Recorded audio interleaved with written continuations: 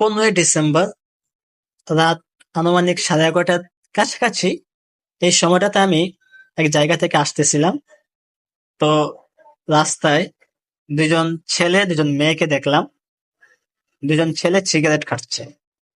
Cigarette খাওয়ার পরে যে ধোঁয়া থাকে সেই ধোঁয়াগুলো তারা মেয়েদের মুখে মারতেছে।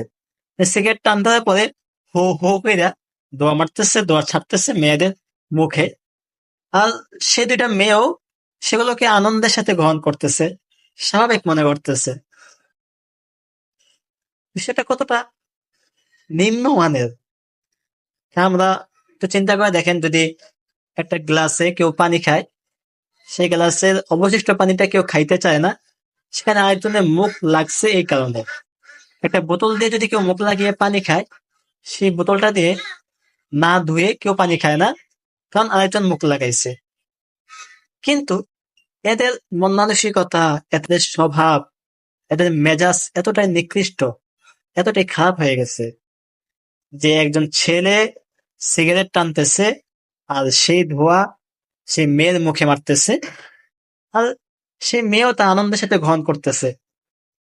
কতটা নিম্ন মানের মানুষ হয়ে গেছে বাংলাদেশের এই বর্তমান জেনারেশন, এই বর্তমান পৃথিবীর মানুষ এতটা নিচু মানের, এতটা স্বল্প মূল্যের হয়ে গেছে।